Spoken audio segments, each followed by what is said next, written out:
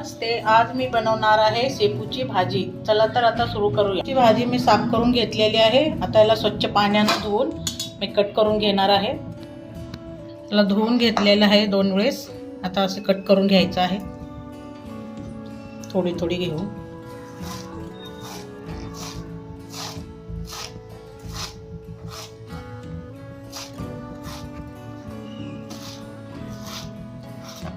कढईमध्ये मी शेंगदाण्यात तेल टाकत आहे 2 चमच।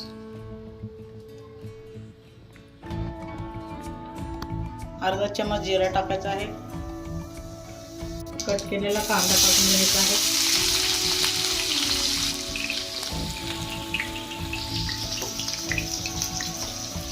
कढीपत्ता आहे, थोडंसं मिक्स करून घ्यायचं।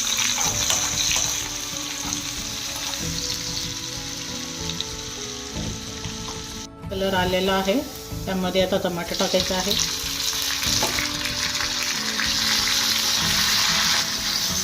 हिरव्या मिरच्याचा ठेचा आहे, ते टाकून घ्यायचं आहे।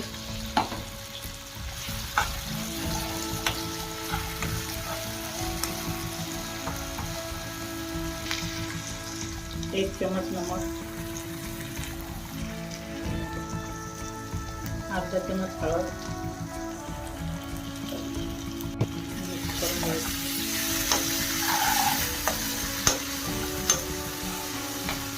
मसूरची डाळ आहे, तर ते पाण्याने 3 वेळेस धुवून घेतलेले आहे, ते टाकून घ्यायचं आहे।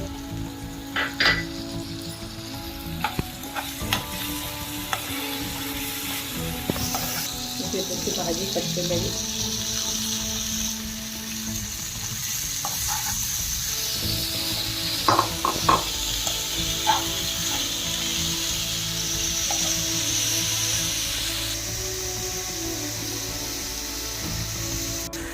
अर्धा कप पाणी टाकून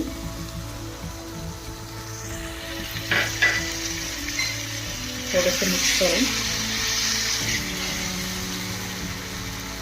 कमी गॅसवरती याला आता वाफवून घ्यायचं आहे। ते झाकण ठेवून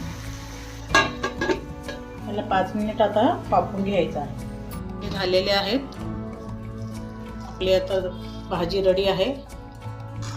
मसूरची डाळ 80% शिजवायचं आहे, पूर्ण शिजवायचं नाही, तेव्हाच खायला मजा येते।